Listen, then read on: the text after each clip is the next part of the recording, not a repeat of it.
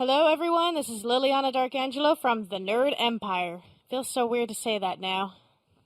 And we are actually recording in a building, kind of. Now that the snow has melted, John and I are recording at the lovely Bedlam Cafe in Belltown, Seattle. And joining us from Skype, we have two of our other contributors. Say hi, everyone. This is Beck, comic and book reviews. This is Mike, comic reviews. And this is John. And John is our awesome sound guy that's been helping us bring the amazing podcast to you. Indeed. So, this episode, we're going to go ahead and discuss women in geek culture and kind of how they're perceived, as well as the harassment that kind of goes on in the culture now that women are starting to kind of spearhead their way through. We will be touching on different things like Yaya Han and other famous cosplayers, to the Joe Schmo cosplayer who does or does not buy their own costume, and just, the differences in what people go through. But before we get there, we're going to go ahead and discuss some of the new movie trailers that have come out, starting with Guardians of the Galaxy. Have you guys seen that yet? Yeah, I saw it today. I have not actually seen the trailer yet. I thought it looked interesting. It's kind of exactly what Marvel needs to do, because right now they're mainly focusing on the serial nature of their movies. It's kind of, a TV show right now, which I have other opinions of. That's not important. What they need to do is do something like completely different. And that's why I think they went with Guardians of the Galaxy. And as long as they're doing something completely different, they might as well make it a comedy. And Rocket Raccoon. It was made for comedy. Well, yeah, and then, you also have a giant tree. Groot? Yeah. Yeah.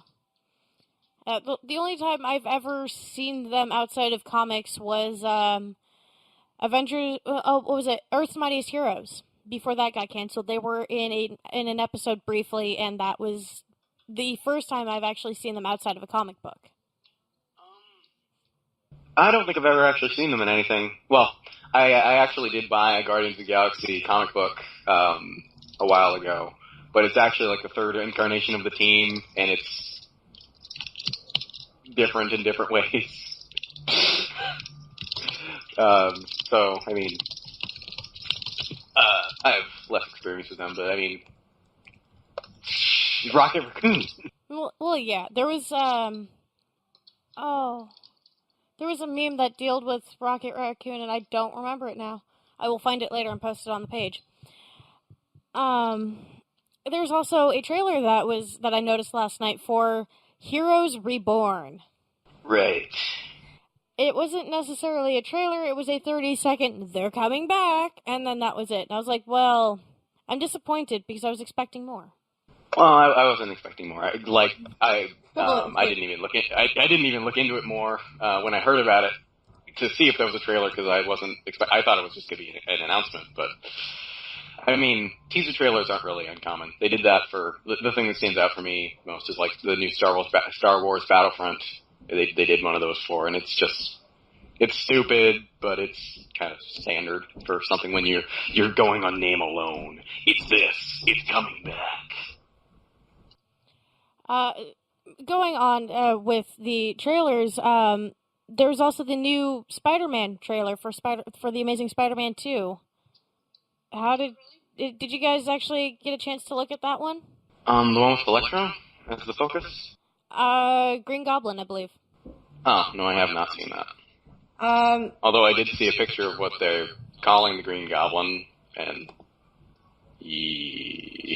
there's also, apparently, I'm looking this up online on movielist.com, there's also finally a trailer that I can see for Age of Ultron and Transformers Age of Extinction. Oh, yeah? I haven't seen any of those either. Also, I'm pretty sure since comics, this will be an interesting conversation. There's been word that they are talking about remaking the Fantastic Four movies. I heard about that, Really? and I heard about the people who they've we're doing it with, and apparently it's like going to be younger people, so not anything like what. I mean, I am not one to say that a movie or any adaptation has to be exactly like the source material. I am not that guy.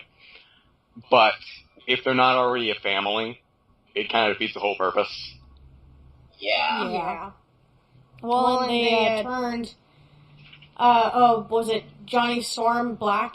According to some of the photos that I've seen. Is Sue Storm black, or No, are they? she's still white. Oh, okay. Are they dealing with an adoption thing? I don't know. I haven't really read much into any of the stories or, what people have been saying about this, but I'm quite confused. Well, I think having the opportunity for an actor who isn't white to play a role that is usually dominated by white actors is probably a good step forward. It's kind of like how they were trying to reboot Spider-Man and they had Peter Parker be a black teenager. And that's that's what... It's his name's Mike Morales. Okay. Peter Parker was the main character for like 2 volumes of it, or for a while, and then they killed him, and Mike Morales became the main character.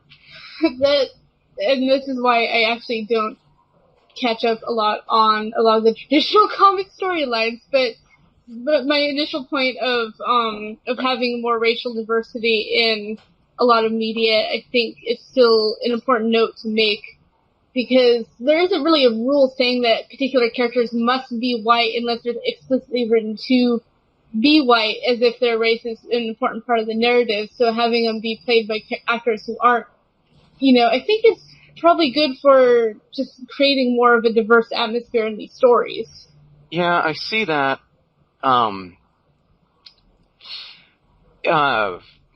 thing with it is I do like to see this character represented, at least physically, in the way that it is in the original material. But I do see that most of them are just going to be white, and that's, not optimal. I mean, I don't see that as a bad thing, but I don't see it as a good thing. I think more diversity is good. However, I think the focus should not be on taking characters that are already around and making them different races and different genders, like they just did with Miss Marvel. I think, and we have a review of that on the site. I saw for that. the new Miss Marvel that they've released? Yeah, where she's a Muslim lady now. Yeah. I think that's suboptimal, because comic books do have a tendency for being long runners or nothing at all. But I think if we actually brought in a new character who was black and had him be a major part of the universe, have him be around, and not default to his race being completely important, because I think that's the biggest problem with getting more racial diversity. We think of white characters as blanks, and if we have a character who's black, or we have a character who's Filipino or something, then that has to be part of their story. And I don't think that's a great thing. But I mean, there are attempts at getting more characters, like creating more characters who are different races, like what's his face? Batwing from DC Comics he's actually changed actors now, or changed alter egos now, but he was a character from Africa. I can't remember his name because I didn't read that comic, because I can't follow modern comics. I have no money. But now they made him Lucius Fox's son, which I think is a little weird, but whatever. Yeah. So I mean, basically, I think we should create more characters, which is saying something, because comic books are known for having way too many characters. But I think if we actually focused on making compelling characters with good stories to follow, I think people would be accepting of them and bring them into the mythos. Yeah. Well, and that's something we're going to delve a lot more into during our next episode, where we're going to discuss comics turning into TV shows and movies and just kind of how that transition happens. Because I know that there's a lot of people that are still up in arms for Miss Marvel, or not Miss Marvel, Wonder Woman, and with Age of Ultron, the discussion of them bringing in Miss Marvel and, all these different people, and the origin story of Ultron himself. We're actually going to sit down and discuss how it goes from this story in comic books that we love and then gets twisted and sometimes ruined from what we love. And the fact that some things that the comic book industries don't realize is that the movies are, in this day and age, the diving point for a lot of younger generations to get back into comics, and the older generations to get back into the comic books. I stopped reading comic books for years until the movies started coming out, and I was like, hey, I remember Batman, and picked it up and started reading again. But if the movies show one thing and the comic books start deteriorating and going downhill, people aren't going to read comic books anymore. And that's actually really sad, because that's something a lot of us grew up in. That's a whole new universe that we can slip into for, anywhere between $3 and $5, depending on the publisher. Yeah, so some of the prices. One of the things that disturbs me, I went through Xanadu Comics, and I understand they have limited shelving because it's such a small place. But when I'm going through comic books and I see a comic labeled sex on the very bottom shelf where kids can reach it, I'm kind of sitting there going, that should be put somewhere else where kids cannot reach that. That's not something I want a 5-year-old child to pick up. Because we have the theme of women in comic books, I can't go into that right now, but that's a big thing for me too. That would be a rant, probably. Well, and going into women and geek culture, that kind of ties into the fact that women are drawn in a certain way in comic books to entice people to read them. And there has been the ongoing debate on whether women should read comics or not. And there have been a few guys that have stated, no, comic books are made for men. Only men should read them. That's why the women are drawn in such a certain way. Which is bullcrap on multiple levels. Completely. So, starting here, how do you guys feel about that debate, and what's your opinions on how women are drawn and how women are perceived? Well, I'm just thinking about how on Tumblr I've actually seen photographs from the 50s when comic books were just starting and an integral part of, childhood. There were photos of young girls, standing next to boys and reading comics just as often as the boys were. And so the comics industry itself seems like it didn't start out as an industry purely for boys to enjoy, but it's turned into that because for some reason it seems like nerd culture is catering more to this idea of masculinity, and it's not leaving room for women or people who don't really fall into that particular binary, and it creates a really hostile atmosphere. Well, I don't think it's fair to say that the women read them as much as boys, but I mean, it's good that they were reading them back then. I mean, full support there, but I also don't think it's fair to say that comic books should just be for men. Well, basically my whole opinion on this sort of thing is we take everything about it way too far.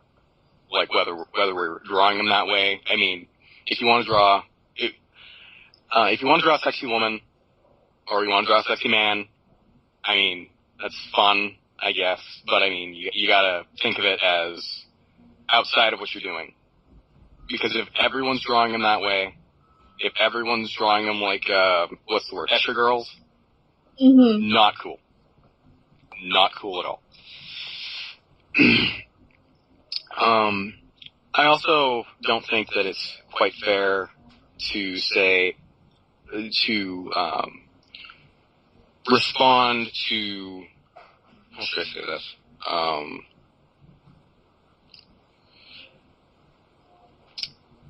Respond to people who say that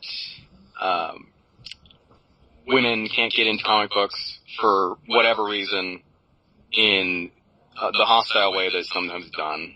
But that's sort of a different thing. I shouldn't waste too much time on that. But gosh, it's just it's hard for me to get in these debates because people will say women should be in comic books. I agree with that. People should say, but then they say that women should never be drawn in this way, or men should never be drawn in this way, and I don't think that's fair either, because I mean that's a legitimate way to draw someone, usually, not always. Well, the idea of women should not be drawn this way versus like men should not be drawn this way, it's mainly because these artists, are kind of cater specifically to a heterosexual male audience, so they want to draw women in a really sexy way.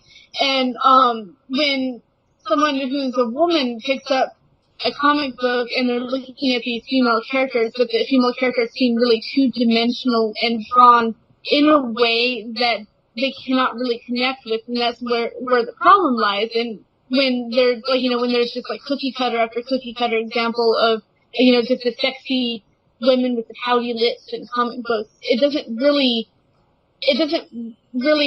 show good representation for women who are trying to get into these stories.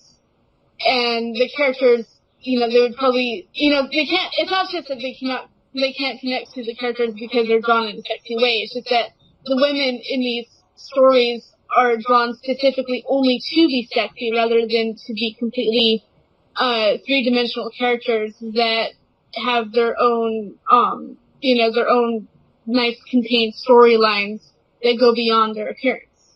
Right. If that makes sense. Yeah, no, that makes perfect sense. So.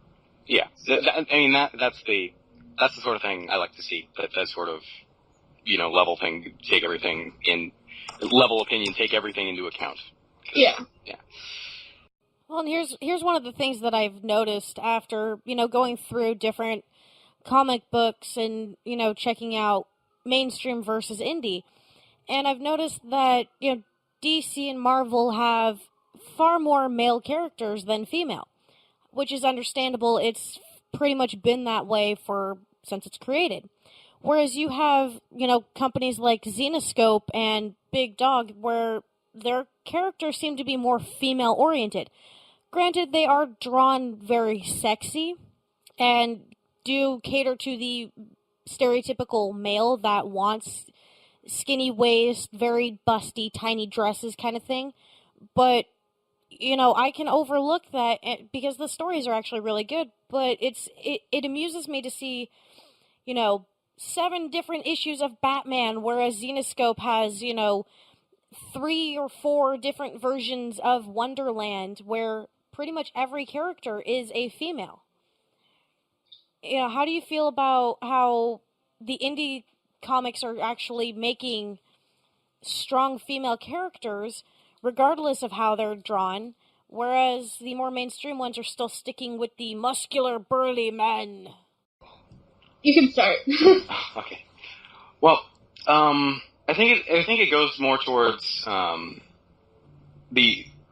it does go to the audience that they're trying to reach.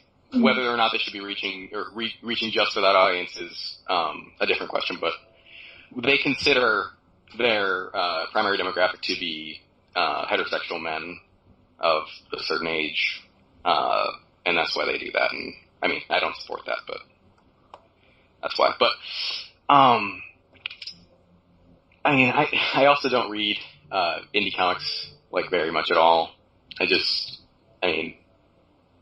It goes more to I'm invested in characters like Nightwing or Batgirl or that sort of thing, and I don't have enough money to, split between the mainstream one and then the indie ones as well. Although my favorite comic of all time is Fables, which is published by Vertigo, which is DC, but it's still the indie label.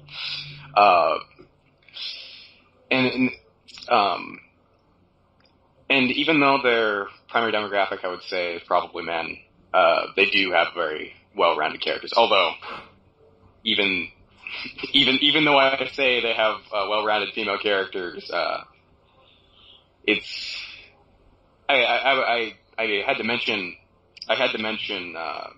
one instance of rape that I thought about. I thought about when I was recommending to a friend of mine because I was warning him about that. And then I started thinking about it, and that happens a lot in those too.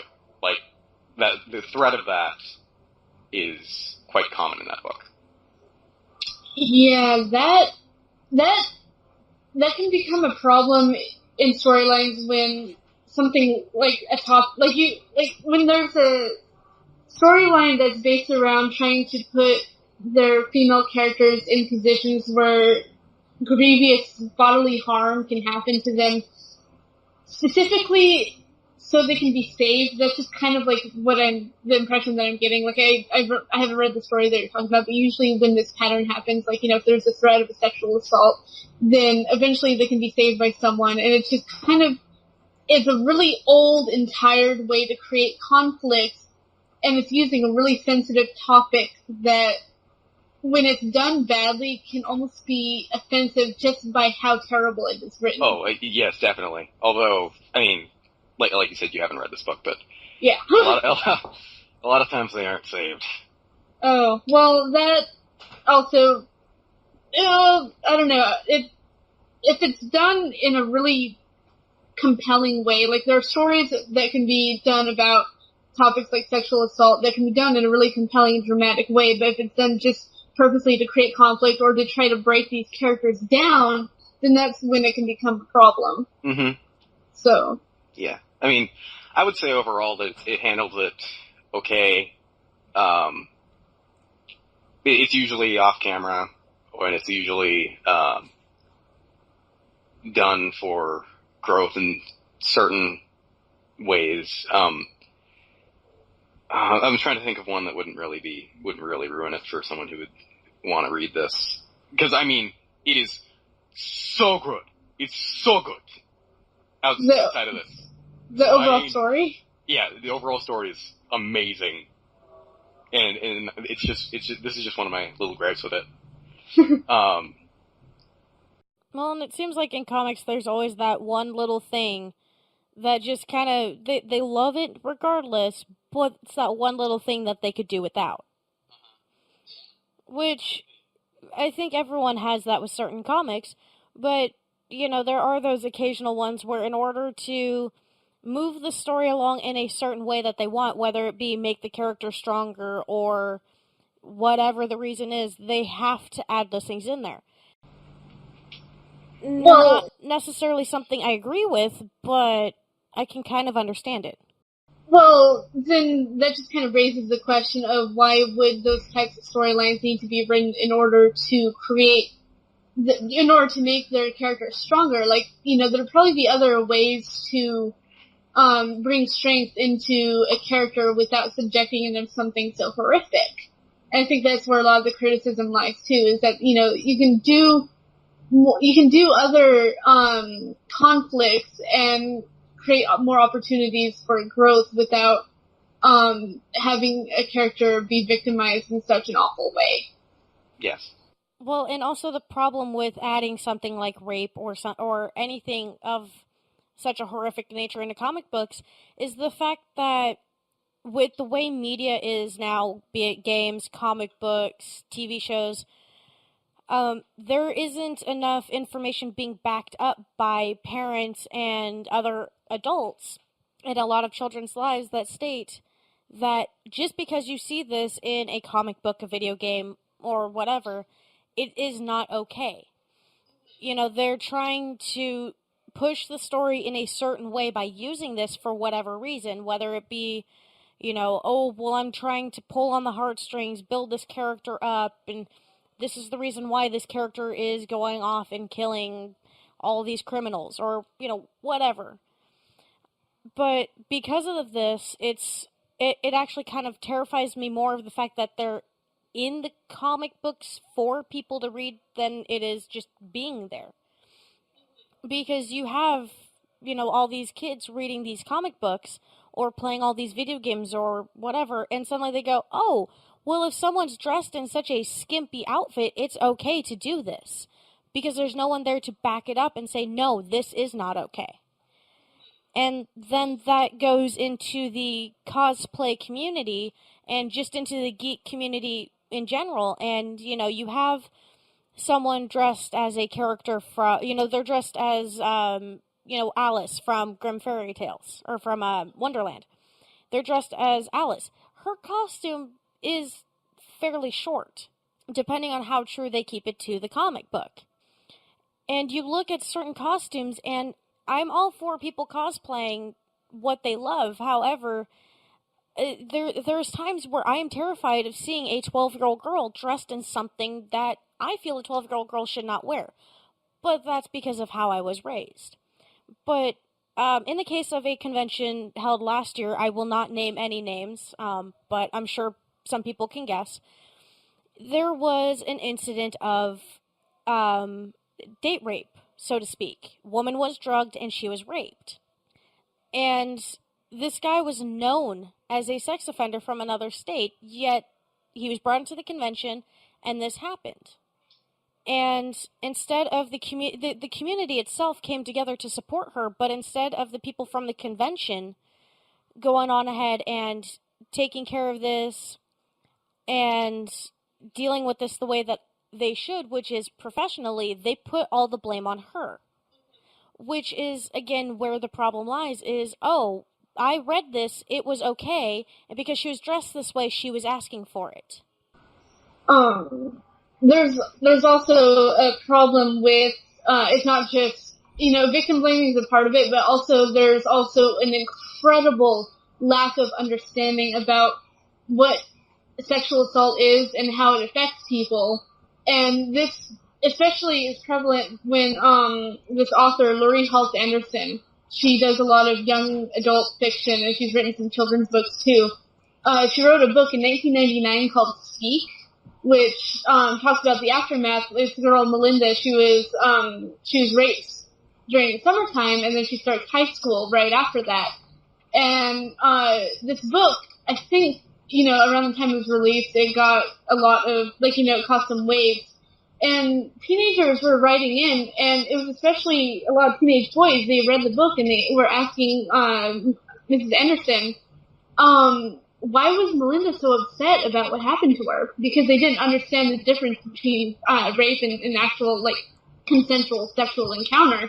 And so there can probably be a lot of confusion between what is acceptable to do to someone and, how it can be upsetting and what isn't, which is actually really horrifying when you think about it too much. And it's not just a problem within the stereotypical geek culture, but it is a problem that lies within society in and of itself, and what is okay and what is not. And because of the fact that, in my honest opinion, the educational system is deteriorating quicker than it probably should, the children are not being taught properly on what is classified as sexual assault and what is consensual. And it ultimately comes down to no means no. And I think when it comes to topics of consent especially, consent itself, you see a lot of talk on Tumblr about how consent, when you're with someone, should be an ongoing, enthusiastic, sober yes. Just constantly, you can't just be saying yes, but you also have to be enthusiastic about it, because coercion into something is also something that happens. So when you are asking someone, do you want to do this thing 15 times, and on the 15th time they finally give up and say yes, that isn't in itself an act of consent, because they were constantly pressured into doing it. And so a lot of these conversations, when we talk about them, should also be about how consent should be informed and how it works in these types of relationships. And one other thing that also needs to be understood is it's not just Joe Schmo and little Betty Sue, it's also in committed relationships as well. And I will probably be one of the first people to ever admit that I have been put in that situation where I've been in a committed relationship, and it starts off nice, but it slowly becomes controlling, and that's where I see the problem lie, and that's where my fear comes for cosplayers, is not necessarily controlling relationships, but people of influence that can control them and coerce them into these situations that they will later regret. I just want to plug something here. Anyone listening to this should go Google Captain Awkward and her writings on the Darth Vader boyfriend. So that's a really good explanation of that, and puts it like to a T. Oh, okay. Moving on.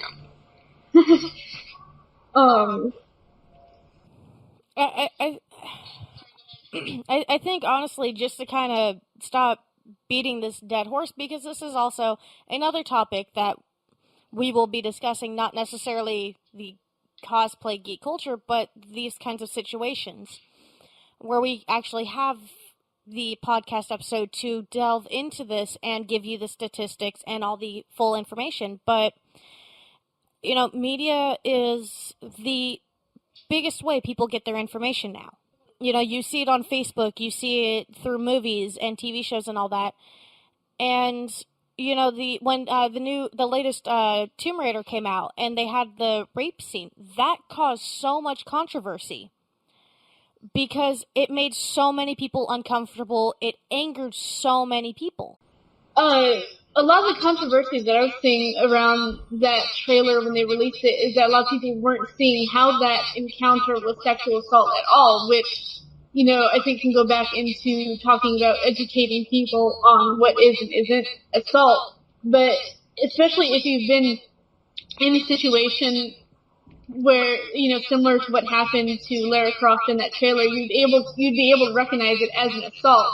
And so a lot of that controversy was, well, nothing actually happened to her, and it, trying to say that nothing actually happened when something did occur in itself is a rather damaging thing to say. And again, this is something that we will delve into more on a later podcast, which it seems we have some fairly serious and heavy episodes that we're scheduling for obvious reasons. But it does seem that there needs to be a lot more education in society itself on what is actually assault and what, there's always been those misconceptions, and, it does ultimately come down to what is the definition of assault, what is the definition of consent, and then everyone can base it off of that. But I'm sorry, someone grabbing a woman, throwing her into an alleyway, ripping her clothes apart, and going from there while she's screaming, "No, stop," that's not consent. And that also goes into cosplay is not consent. It doesn't matter how skimpy the costume is, that is not consent. If you're asking the woman 15 times, if you're slipping her drinks and drugs, that is not consent. Mm-hmm. But if the woman flat out, right off the bat, is, "Oh yeah, let's go do this," that becomes consent. And there's also, it's not always the man's fault, and that's something that does need to be brought to light as well, is it's not always the man's fault. There are women that are to blame as well. And, there are statistics that prove that too, that women will put themselves in that situation just because it's what, for whatever reason goes through their mind, they will do something that will harm the man. Are we talking about, the rape situation? I've actually had a few people tell me stories of how it was consensual, woman's turned around and claimed rape. There are situations of where a man says no, a woman does the same thing, whether it be Joe Schmo down the street or guy at Emerald City dressed as Zap Brannigan. Well, we definitely, in these conversations, would also need to address sexual assault against men, because that's something that is definitely not widely talked about in these types of conversations. And I think, the same rules apply. Like, if you see a man in satire type, skimpy superhero outfit, that you shouldn't go up and try to harass them because, the same rules apply. And with, false accusations, that's definitely something that I've seen a lot of controversy about on the internet, because you get one side that's throwing some statistics around about how prevalent false accusations are, and then you have another side that shows the complete opposite of those statistics. And in these debates, it's really hard to tell which side has the most accurate information to give. And so I'm not sure how often that happens in the cosplay community, as, your point was originally where this was stemming from. So I'm not really sure where to go from there. Well, go ahead, Mike. Yeah, the way I see that sort of thing is, we feel that they should be opposed. I don't understand why, precisely. I mean, I guess it's because we want to focus on women who are assaulted, but we kind of think, oh, no, I get it. Okay. So the way I see it is, we want to focus on women being assaulted, and then when men come out and say, well, men also get assaulted, it's kind of out of context, because we're talking about women at that moment, and in that context, them saying that is kind of, it can be interpreted as lessening the point, because women are on the street, overwhelming the sex that happens to. But I think that instead of, thinking of it as two different sides of an issue, we should think of it as one issue. But overall, the internet doesn't really do that. I don't really see that happening. I can see what your point is, because that's something you see a lot in these discussions, is if someone brings up a topic specifically about one group of people, then you get a lot of people trying to come in and say, well, what about this? When the initial intention for the discussion was to be about, group A, because a lot of the times, a particular group of people will have experiences that are unique to being part of that group. And I think that happens a lot. Like, women know what it's like to be women, men know what it's like to be men. And then when you get into a lot of topics about how this crosses over with people who are transgender, especially, someone who is assaulted for being trans, that's in a different context than someone who is assaulted when they're cisgender. And so trying to, and then trying to create discussion about how this impacts a lot of people who are transgender, and then someone coming in and saying, well, this happens to cis people too, then that same type of derailing can happen. Right. So, but I do understand that point. And I also, at the same time, agree in saying that we need to have more broader conversations where we can hopefully find some kind of collective, discussion to talk about when it comes to these experiences as a whole, rather than creating the same conversations over and over that are, about more specific groups. I think broader conversations could possibly be more helpful sometimes.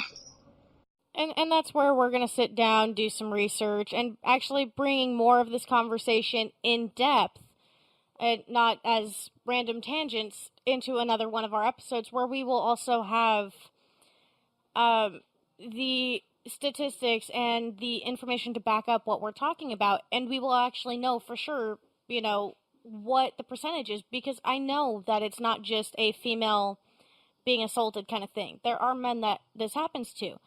I don't know how many men that happens to in the cosplay community, because, and moving on into the next topic, I don't see very many male cosplayers. And, it kind of amuses me in the fact that women cannot be geeks, yet they kind of cosplay a lot more than I see men cosplay. And this was actually a conversation that was held at Wizard World Portland's with Ivy Doom Kitty and a few other panelists, and that while the theory is, I can't say this is actually for sure, but the way that I perceive it as is where men say no, women can't read comic books, no, women can't play video games. Oh, but if you want to go ahead and cosplay, by all means. But men kind of feel intimidated to do the same thing for, oh, I don't want to be laughed at. I don't want my coworkers to call me a sissy or whatever. And it's kind of funny to see kind of that switch over where women are somewhat intimidated to jump on to Call of Duty multiplayer and speak because of 12-year-old little boys. Whereas men are intimidated to some men are actually really intimidated to dress up and cosplay at conventions for kind of the same fear. And that it is interesting when you actually step back and look at it. I see more female cosplayers than I do male cosplayers. But, men have to deal with being perceived how they are just by cosplaying. But women also have to deal with the looky-loos, as I like to call them, the men that will sit there and just stare. While they're not doing anything, that's still kind of creepy. And, I've heard multiple people say they don't touch, so I can't do anything.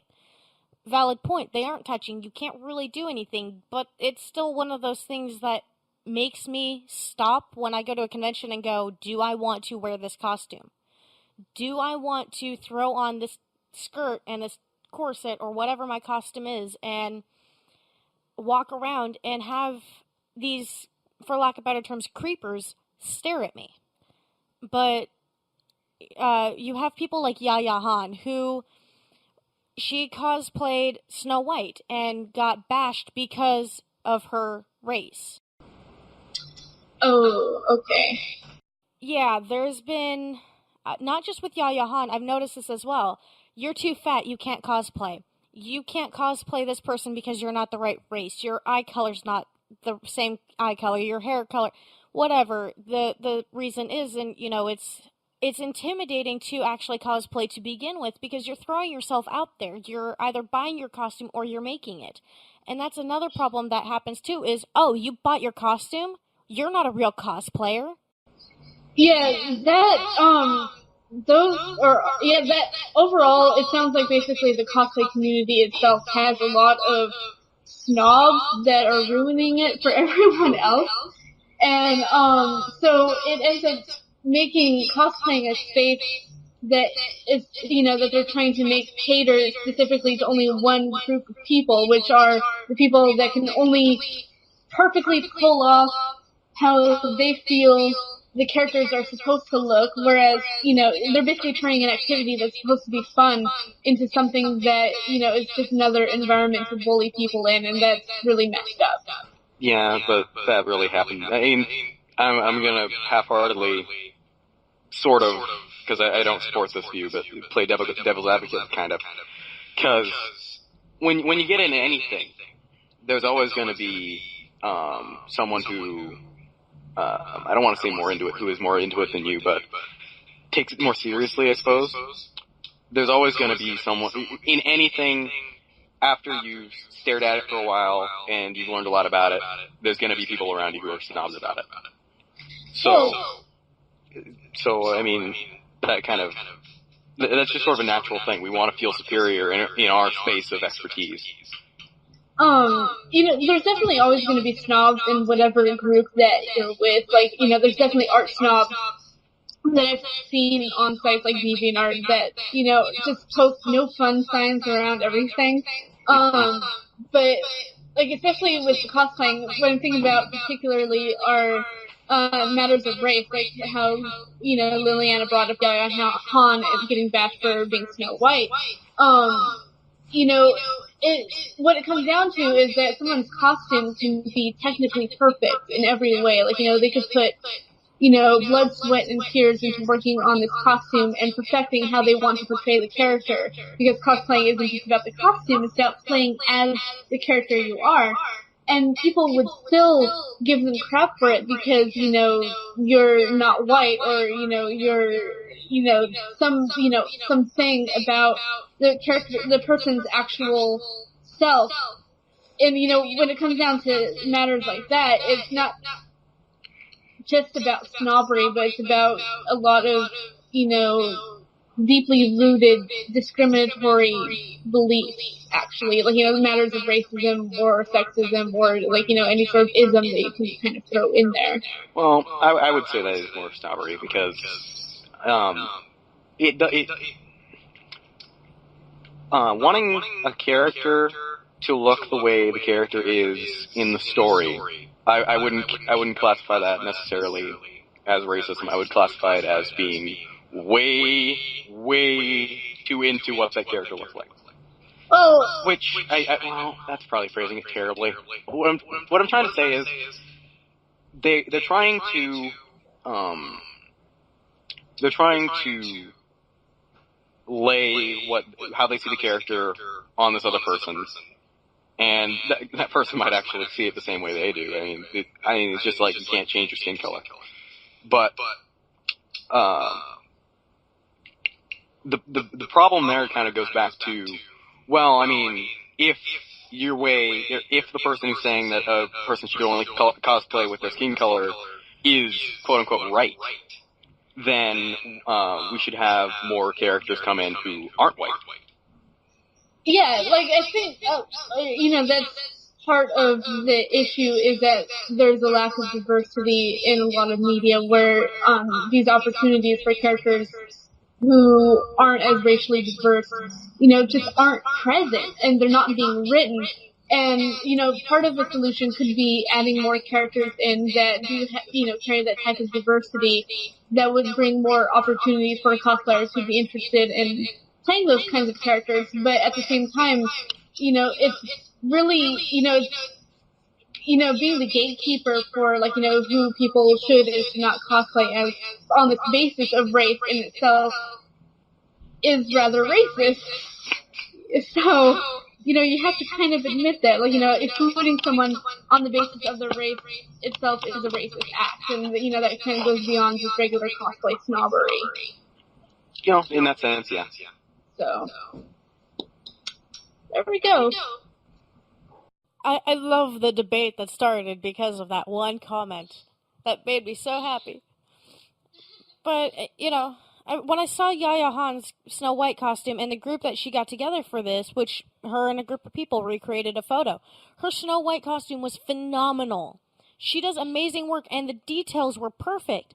But there were a few comments of, oh, well, that's not accurate because you're not white. And it's like, really? Cosplayers, just women in general, already have body image issues because of media.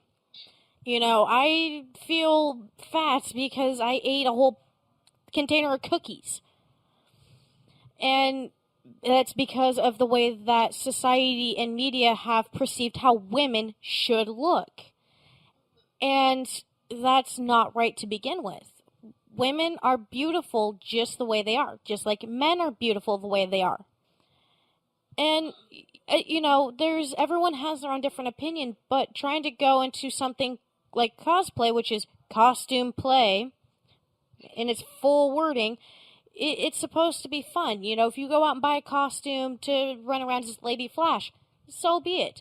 As long as you're having fun and you're enjoying what you're doing, why should your weight, your race, your gender stop you? Yeah. And women have that going against them because, oh, well, you're a fat woman, therefore, it's like, no, she's curvy. Just because she's not your flavor of woman doesn't mean you can bash her. Yeah, I actually saw an issue, not an issue, a picture from an issue of an old Wonder Woman comic earlier that was, it was her, it was probably like a spell or something, but she was obese. So, I mean, maybe this person is playing that Wonder Woman from that comic. Well, I mean, look at someone like Ivy Doomkitty. She is a very, what's the word, voluptuous, very curvy, very beautiful woman. But she's not everyone's flavor of woman. Some people might think that she is, for lack of better terms, fat or obese. She's not. But she still does what she loves doing, regardless of all the negative. And women in the geek community do have that negative going for them. I can't tell you how many times I've accidentally spoken while playing Call of Duty and suddenly, it's a woman! Oh god, we must find her, we must kill her. And it's like, really? I'm a woman. What is the big faux pas with jumping onto an online game and being a woman? Well, in a perfect world, there is no faux pas, but when it comes to territorial little geeks that want to create a male-only space within their little geek subculture, then things start to get really hairy, and it becomes the exact opposite of fun for everyone. Mm-hmm. It just seems like to certain people, women can dress up in the costumes and run around conventions all they want, but if they try showing their nerd cred, there is a problem. It seems like it's becoming more accepted, but not that much. I think what a lot of people would try to, the really, sexist, deeply rooted nerds in nerd culture would try to say is accepting is that they're trying to weed out who is actually a real nerd and who's just a fake nerd that's in it for the attention. Because, subjecting oneself to endless quizzes about, one's nerd cred and, trying to weave through sexual harassment is really the exact type of attention that people want, of course. But, in trying to pit people against others and say, well, you're just a fake nerd, is something that I see largely thrown against women, especially. And in some ways it could probably be a slightly more accepting environment, but in a lot of ways there's still a long way to go. Yeah, my main fandom growing up was Star Wars. Well, it is Star Wars. I still love Star Wars, but I've just kind of fallen out of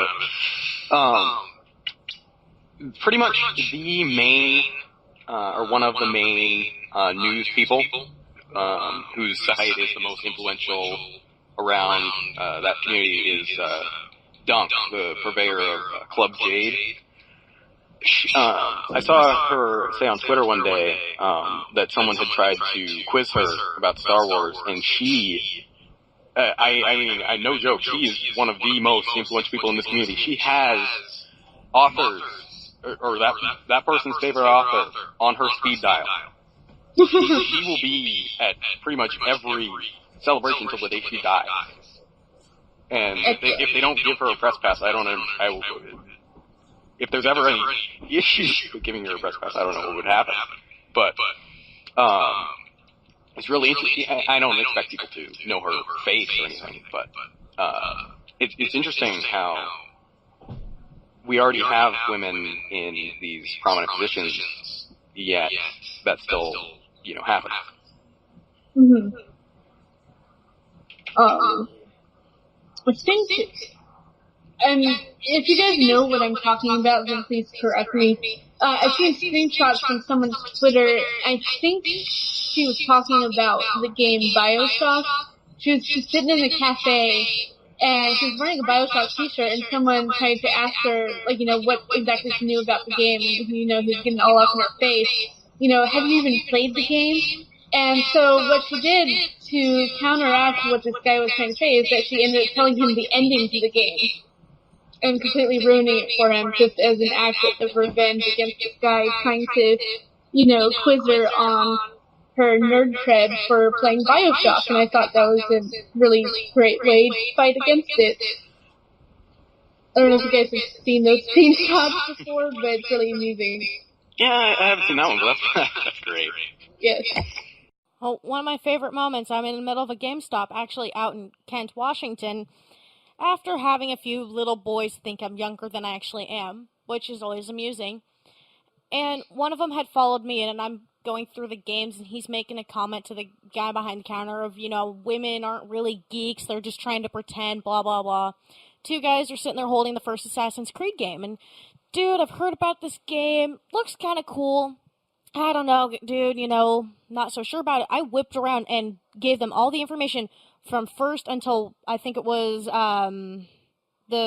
what was it? No, the one before that, Brotherhood. This is right after Brotherhood came out, and so I'm going through all this information and telling him, the differences, what they've upgraded, all this stuff, and you just see jaws drop.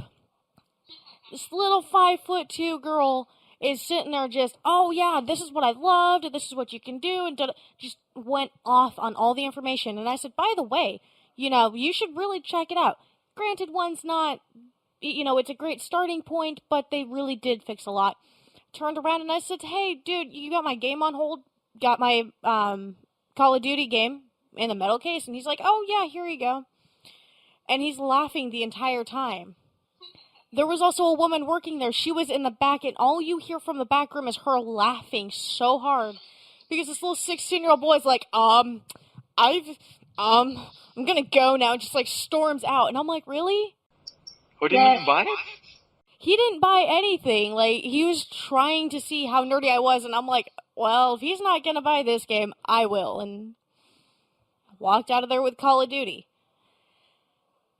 And, the whole where being a geek girl has become a fad, it is a bit harder for the true geek women to actually, be themselves. They have to always prove themselves, but if you think about it, women have pretty much always had to prove themselves in one thing or another, depending on the situation. So, if you think about it, we've had all this practice. This is just another game where we get to prove that we are nerds. But the thing that I always say about the Nerd Empire, formerly Nerdvana, is we are redefining the term nerd. Just because you don't know video games and comics doesn't mean you're not a nerd. I mean, it amazes me when I get emails for people who want to be contributors. They're like, wait, I can post about anything? Yeah, dude, what are you passionate about? Well, I'm passionate about cars.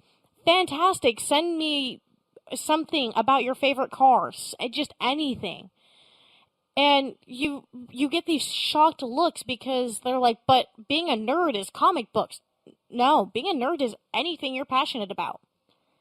When I worked at the Ferris wheel, I had a guy sit at the Ferris wheel with me for 2 hours discussing video cameras and the differences in them all, and I'm like, oh my god, I'm going to jump into the pier right now because I am bored out of my mind, but this is kind of awesome at the same time.